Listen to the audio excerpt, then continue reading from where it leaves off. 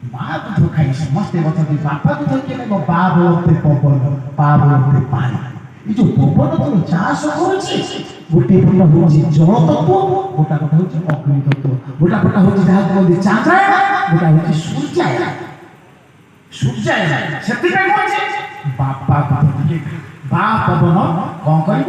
ବସିଯିବ ଅନାଳ ଘରକୁ ଦକ୍ଷିଣ ଘରକୁ ଚାନ୍ଦ ଦେଇକିରି ଚାନ୍ଦ୍ର ଘର ପବନ ଟିକେ ନେବେ, ଯାହାକୁ ପ୍ରାଣାୟାମ ବୋଲି କୁହାଯାଏ। ଏକରେ ଦେଇକିରି ଏକରେ ଭରିବ, ଏକରେ ଦେଇକିରି ଏକରେ ଭରିବ।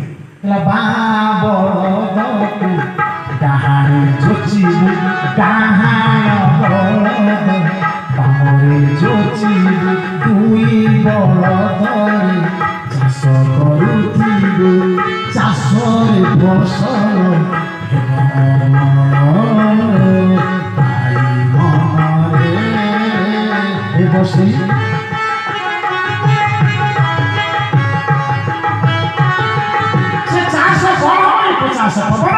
ବାବୁରେ ବସିଲେ ତ ଶରୀର କିଛି ଖରାପ ଅଛି। ପ୍ରାଣାୟାମ ବାପା ଦୁଧ, ଏ ଦୁଇଟା ଦୁଧ ବା ବୋଲନ୍ତି ଆତ୍ମା ପବନ, ଏ ଦୁଇଟା ଦୁଧ ଏ ଦୁଇଟା ଦୁଧ ଦୁଇକୁ ଧ ବାବାରେ ୟାକୁ ଟିକେ ଆକୁ ପିଲେ କଣ ହବ? ତେଜସ୍ୱୀ ସ୍ମରଣ ଶକ୍ତି ବଢିବ। ହେଲେ କଣ ହବ?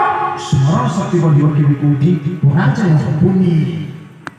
এটা কে শিখেছে না গুরু? তুঝে দেখো ভাবে ভাবো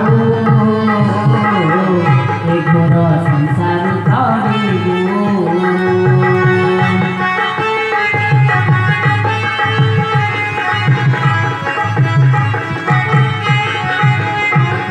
বাবুরে তুমি প্রভু চিনি পাইল? প্রভু কিଏ তুমি চিনি পাইল? ସେଥିପାଇଁ ମହାପୁରୁଷ କହିଛନ୍ତି ମାଳିକ ବିଚାର କଥା ପ୍ରଳୟ ହବ। ଆରେ ଆମ ପ୍ରଭୁକୁ ଆମ ସ୍ୱାମୀ ଆମେ ଚିହ୍ନି ପାରିଲେନି। ପୁଣି କ'ଣ କହୁଛି ଜାଣିଛ? ଏ ବଳଦ କଥା ଗଲା, ଚଢ଼େଇ କହୁଛନ୍ତି ପାରା କରିଦେବେ ନା, ପୁଣି କ'ଣ କହୁছে ଜାଣିଛ? ମୁଁ ଆସିଛି ଏକା, ଯିବି ଏକା, ଯିବୁ ଏକା ସତ୍ୟ, ଆସିଛୁ ଏକା ନ ଏଣ ପ୍ରକୃତି নমতে অথনা জানন্তি সমস্তে। অর্থ কে বুঝিଛନ୍ତି? বুঝিনা সত্যটা কোন হচ্ছে ଆମେ ବୁଝିନା। ଆମେ କହୁଛୁ ଆମେ ଆସିଛେ ଏକା। ବାବୁରେ ଗୋଟିଏ ତାର ଆଣିକିରି ଇଲେକ୍ଟ୍ରି ଲଗେଇବ, ଲାଇଟ୍ ଆସିବ, ଆସିଛି।